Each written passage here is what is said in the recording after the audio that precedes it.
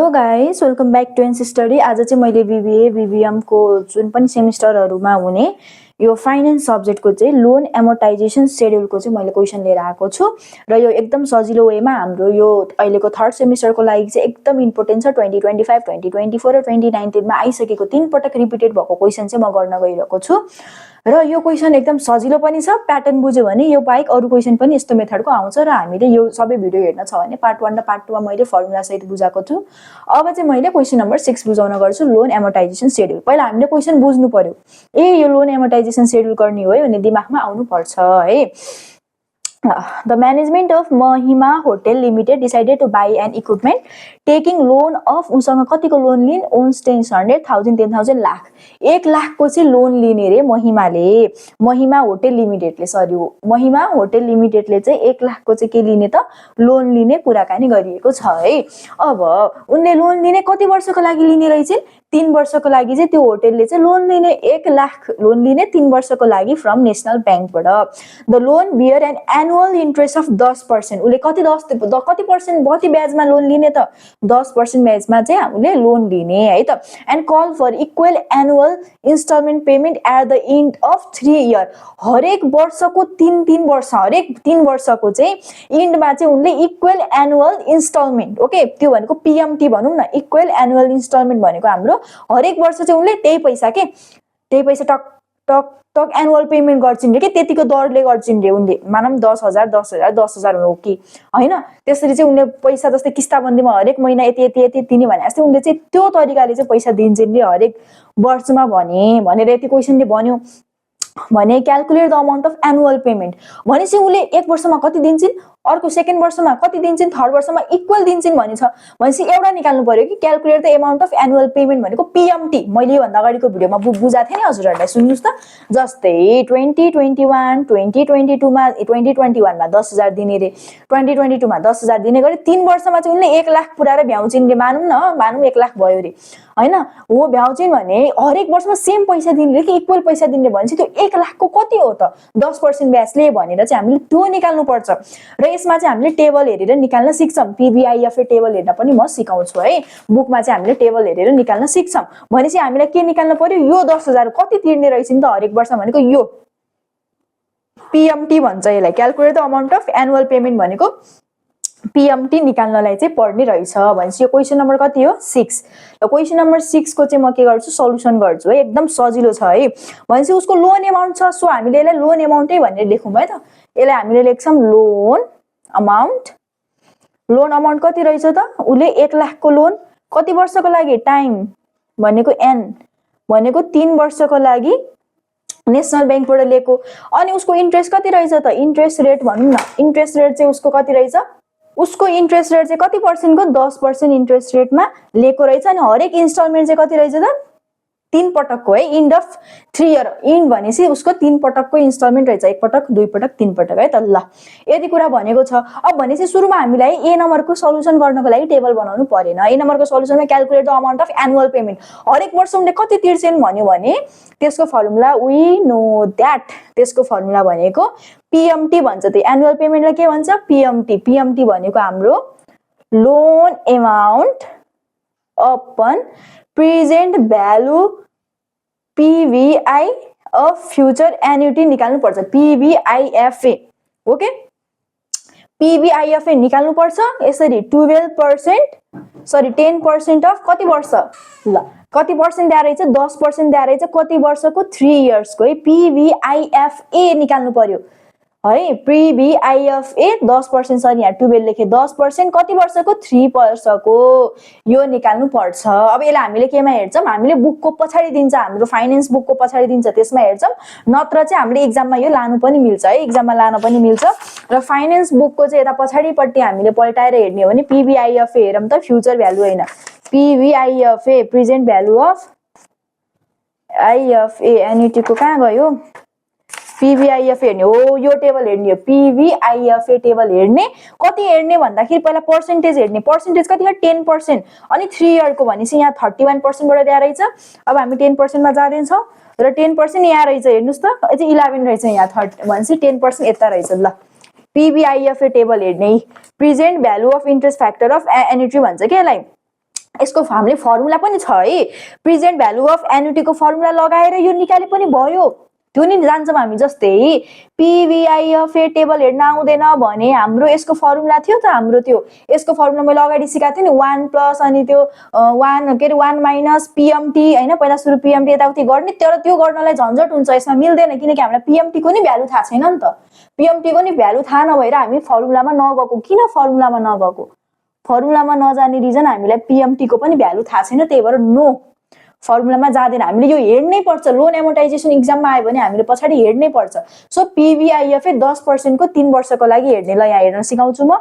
यहाँ हेर्नुहोस् 10% यहाँ छ, अब वर्ष चाहिँ यता छ। ओके, 10% वर्ष यहाँ लेख्छ यसरी, पिभिआइएफए भनेर लेख्छ, PVIFA present value interest factor of an annuity भनेको 10% को 3 वर्ष भनेपछि 3 भनेपछि 1 2 3 वर्ष 2.4869। ओके, म यहाँ लेखेँ, तलपट्टिको भ्यालु 2.4869। यसरी चाहिँ हामीले टेबल हेर्न पर्छ।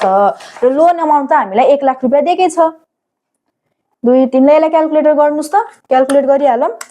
1 1 2 1 2 3 अपन 2.4869 गर्दाखेरि हाम्रो भ्यालु आउँछ 4021.70 आउँछ।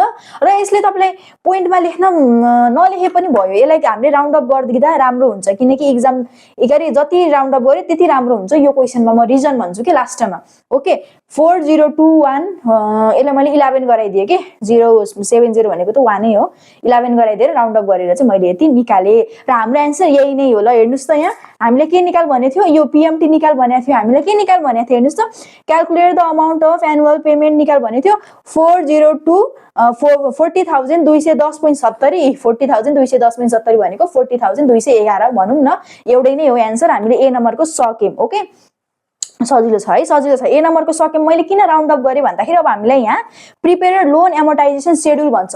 अब लोन एमोर्टाइजेसन सेड्युल भन्नुभन्दा अगाडि म तपाईँलाई यहाँ एउटा कुरा बुझाउँछु। जस्तै यो इयर 1 हो, यो इयर 2 हो, यो इयर 3 हो। के भनेको थियो क्वेसनमा भन्दाखेरि महिमाको होटल लिमिटेडले चाहिँ यो उसले लोन लिन्छ, कतिको लोन लिने भन्थ्यो अरे, 1 लाखको लोन लिने भनेको थियो। अब उसले 1 लाखको लोन 3 वर्षमा तिरेर भ्याउनै पर्यो कि। लोन नबुझ्नुहोस् त, तपाईँले 1 लाखको मोबाइल लिनुभयो, किस्ताबन्दीमा 1 लाखको मोबाइल लिनुभयो, म 3 वर्षमा तिर्छु भनेपछि तपाईँले हरेक वर्ष कति दिनुपर्ने भयो त? इक्वल। तपाईँले अब 50,000 छ भन्दा 1 वर्ष 50 दिने होइन कि, हरेक वर्ष इक्वल अमाउन्ट दिनु भनेपछि तपाईँले हरेक वर्ष कति दिनुपर्ने भयो? यसमा 40,211, 40,211, 40,211 3 पटक त्यो दियो भने तपाईँको 1 लाख रुपियाँ होइन। त्यसरी चाहिँ हाम्रो कम्प्लिट हुन्छ। र लास्टको वर्षमा उसले कम्प्लिट गर्दाखेरि चाहिँ दिनु परेन नि त। अब at the end of 3 year, अब 3 वर्षको एन्डमा त उसले दिनु पर्दैन र हाम्रो यहाँनिर 0 भ्यालु आउँछ। 3 वर्षको एन्डमा त उसको पैसा दिनु पर्दैन। लास्टको यसमा चाहिँ सेड्युलमा हाम्रो यहाँ लास्टमा जहिले नि एन्सर 0 आइरहेको हुन्छ। लास्टको सेड्युल है, अलिकति फरक आए पनि मतलब हुँदैन हामीले सेड्युल बनाउँदाखेरि। अब यहाँ हेर्नु सेड्युल कसरी बनाउने भनेर। अब हाम्रो यहाँ इयर दिएको छ, कति वर्षको लागि थियो हाम्रो यो? 3 वर्षको लागि थियो। सो हामीले यहाँ इयर भनेर लेख्छौँ 1 2 3। इयर पछि हाम्रो यहाँ पिएमटी भनेको यो निकालेको, हरेक वर्ष कति तिर्ने रहेछ उसले? 40211, 40211, 40211। यसमा पनि केही समस्या भएन। त्यसपछि हाम्रो इन्ट्रेस्ट आउँछ यहाँ है, इन्ट्रेस्ट आउँछ। त्यसपछि हाम्रो यहाँ आउँछ प्रिन्सिपल है, इन्ट्रेस्ट आउँछ, प्रिन्सिपल आउँछ, अनि त्यसपछि हाम्रो इन्डिङ ब्यालेन्स भन्ने हुन्छ है, इन्डिङ ब्यालेन्स। ल यति 3टा कुरा चाहिँ हामीले हेर्नुपर्छ। अब यसको लागि उसको कति थियो त? 40211 थियो। ओहो, बिगिनिङ ब्यालेन्स लेख्ने बिर्सेछु मैले, यहाँ लेख्छु है बिगिनिङ ब्यालेन्स छुट्यो, इयर अब बिचमा लेखेँ। बिगिनिङ ब्यालेन्स अनि मेन कुरा लेख्ने छोडे, स्टार्टिङ ब्यालेन्स फर्स्ट इयरमा। ल यसरी लेख्दा नि हुन्छ, तपाईँले इयरलाई अगाडि लेख्दा नि हुन्छ है, होइन अगाडि लेख्दा नि हुन्छ, होइन इयरलाई नै अगाडि लेखिदिनुहोस्। मैले यहाँ ठ्याक्क छुट्टियो कि। ल इयरलाई चाहिँ यतापट्टि बिगिनिङ ब्यालेन्स यता लेखे पनि हुन्छ। ल फर्स्ट वर्षमा त उसले लोन लियो कति त्यो लेख्नु पर्यो। स्टार्टिङमा के लेख्ने रे? यहाँ लोन जति लियो त्यति लेख्ने। लोन उसले 1 लाखको लिएको भनेपछि हामीले यहाँ 1 लाख लेख्ने। 1 लाखको फर्स्ट इयरमा पिएमटी पनि यति छ भने उसको इन्ट्रेस्ट कति हुन्छ? 1 लाखको कति हो इन्ट्रेस्ट भनेको? एभ्री टाइम 10%, सुरुमा इन्ट्रेस्ट निकाल्ने। 1 लाखको 10% निकाल्ने। 1 लाखको 10% भनेको कति? 10,000 त हो नि है, त्यही निकालौँ न है। 1 2 3 इन्टु 10/100 गर्दाखेरि 1 10 100 10,000। ओके, 1 लाखको 10% इन्ट्रेस्ट निकाल्यौँ। ओके, 1 लाखको 10% इन्ट्रेस्ट निकालिसकेपछि सेकेन्ड स्टेप भनेको यो पिएमटीमा यो भनेको steps number 1 2 3 4 5 6 okay step number 1 भयो स्टेप नम्बर 1 मा यसको 1 को काम सक्यो अब स्टेप नम्बर 2 मा 3 - 4 गर्दिने भनेको पीएमटी मा इन्ट्रेस्ट घटाइदिने के उले दिएको पैसामा त अब 10,000 कट्ने भयो सो 40211 40,021 मा 10 1 2 3 घटाइदिए मैले यो घटाइदाखेरि कति आउँछ 30211 आउँछ ओके यहाँ जुन आउँछ त्यो हाम्रो प्रिन्सिपल भयो ओके पीएमटी मा इन्ट्रेस्ट घटाएर आउने भ्यालु प्रिन्सिपल भयो अब यो प्रिन्सिपललाई यो 1 लाख को जुन लोन लेख नि त्यो 1 लाख को लोनमा त अब हाम्रो यो प्रिन्सिपल घट्ने भयो सो 1 लाख को लोनमा यो प्रिन्सिपल घटाइदिने दैट इज 1 1 2 1 2 3 5 यो 0 गर्दा हाम्रो यहाँ आउँछ 69789 मैले किन अघि उ गरेको भन्दा यहाँ पोइन्टमा आएको भए झन्झट हुन्थ्यो यहाँ सबै पोइन्टमा आउँथ्यो त्यही भएर चाहिँ मैले यहाँ राउन्ड अप गरेको है राउन्ड अप गर्ने रिजन अबको इन्डिङ ब्यालेन्स यो भने अब सेकेन्ड इयर को लागि हाम्रो बिगिनिङ ब्यालेन्स ए इन्डिङ ब्यालेन्स हुन्छ 69789 एकदम सजिलो ओके सेकेन्ड इयर को इन्डिङ ब्यालेन्स फर्स्ट इयर को इन्डिङ ब्यालेन्स सेकेन्ड को यो अब यसको 10% जाम 69789 69789 इन्टु 10% भने 10 जाने इन्ट्रेस्ट एभ्री टाइम सेम छ सो इन्टु 10/100 अब पोइन्टमा आउन थाल्यो है पोइन्टमा कति आहा 69789 को इन्ट्रेस्ट गर्दा 69789 आहा 69789 आहा त्यो भनेको मैले यसरी राउन्ड अप गरेर 9 लेख्दिए ओके राउन्ड अप गरेर लेख्दिए सिधै अब इन्ट्रेस्ट लेख्यौं फेरि 40211 मा यो घटाइदिने कति घटाउने 40211 माइनस आन्सर गर्दिदा कति आउँछ फेरि पोइन्टमा आउँछ अब चाहिँ 1 आहा त्यही भएर मैले राउन्ड अप गरिन 33232.1 आयो ठीक छ अब पोइन्टमा आउन थाल्यो के झ्याउ अब पोइन्टमा आयो अब फेरि केसँग घटाइदिने यो अब त हाम्रो लागि यो ब्यालेन्स बिगिनिङ ब्यालेन्समा यो घटाइदिने भनेसी माइनस गर्दिने 69789 गर्दाखेरि आउँछ हाम्रो भ्यालु 36556.9 आछ सो 3655 मैले 6.9 लाई 7 गराइदिए राउन्ड अप गरेर ओके अब हाम्रो नयाँ ब्यालेन्स कति भयो 36557 भयो अब न्यू ब्यालेन्स 36557 भयो अब त्यसपछि यो 36557 लाई कति पर्सेन्ट लगाउनु पर्यो 36557 को 10% लगाउनु पर्यो फेरि यसको 10% भनेको त 3655.7 आहा राउन्ड अप गरेर 36556 गरे कति